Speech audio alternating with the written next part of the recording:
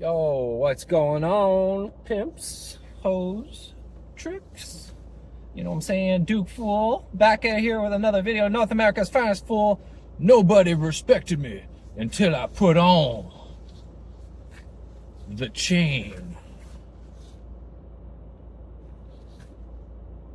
That's right.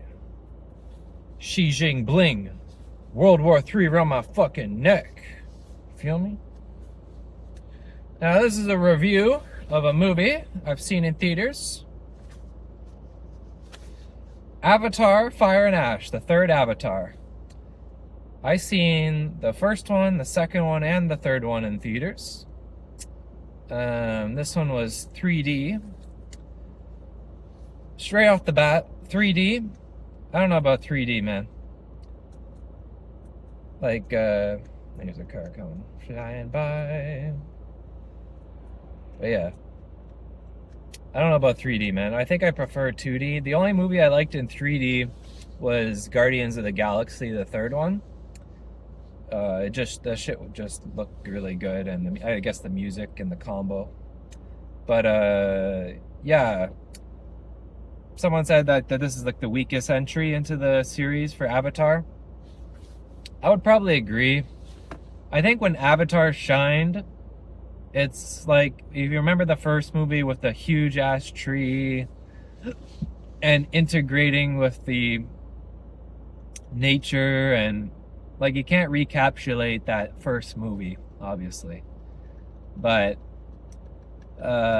yeah, like, I think when they leaned into like they touched on parts of nature. The kid that's a human started breathing but you know, I don't know what to say. The Ash, I was thinking, most of the time it was like, I was thinking like a lot of sexual thoughts.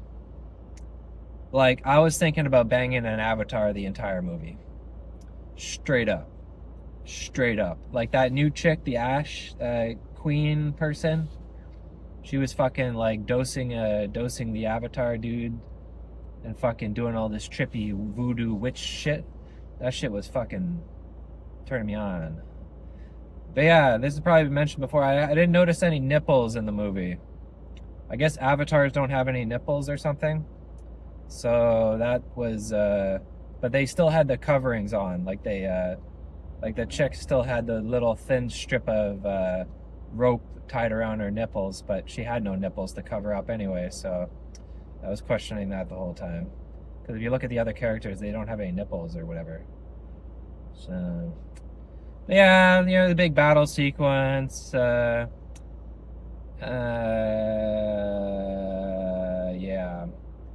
One of the avatars did like a suicide moment. And I think it's because it's Jake Sully's kid, and maybe they're part human or something. But I noticed like that's like a uniquely human thing, and there's a lot of commentary of like the half-breeds, like the ones that like the Sigourney Weavers, and she like almost died in that first movie, but then at the end of the movie with the big tree, integrating with the big tree, and they transferred her like consciousness to a body, and the consciousness of the war guy was in the Avatar, but he's dead, but his consciousness is in the. So there's a commentary about who they are and who they are inside and the outside world, and but the Ash people, they're like non-believers in like the way of Awa and shit. So like they're like very like, picture like they're like Satanists or something, like burning churches and just stuff like that. But yeah, overall, I mean, it was good, but it's 3.5 hours or some shit, or 3 hours and 15 minutes. So for me, that's like too long of a movie. I mean, you can't take like kids, or like elderly people. Like, it's just too fucking long. You got to take a piss break, and so I think for those long movies, they should put intermissions in. You know. So overall, I still enjoyed it, but it wasn't as good as the second one, and it wasn't as good as the first one. The first one, I mean, that was like amazing, the first one. I liked the commentary elements of who they are inside, and the nature versus the machine, and how humans are destructive. That sort of commentary was needed in this world, because we don't realize how destructive we really are. We're like a plague, the humans. And we forget that we're just like another species, another animal on Earth, and we look at other animals as if they're less than, but then they have more senses and capabilities of survival just with what Mother Earth gave us, and we've forgotten that. We've lost our way, and it's more like the Native American tribe view is like the way the avatars are shown.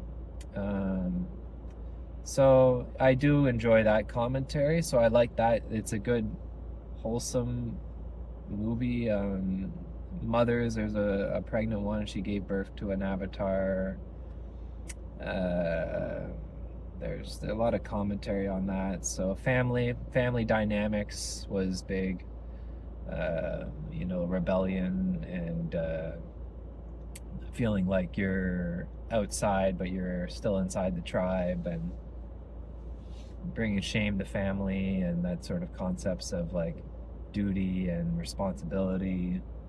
And there was good themes in the movie, and I do like those elements. So I put it on my top 10 because Avatar is just like, it is the cinematic experience. I think I would have enjoyed the visuals more if it was 2D actually. 3D I found only worked for me with the like Guardians of the Galaxy, like a space movie.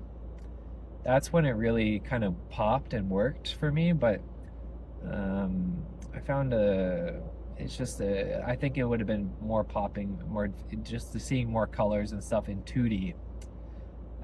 That's just my opinion, though. A lot of people, but Avatar 3, Fire and Ash. I still enjoyed the characters. I like those. That new chick, the fiery. She was fuck. Yeah, I was thinking sensual thoughts about the Avatar.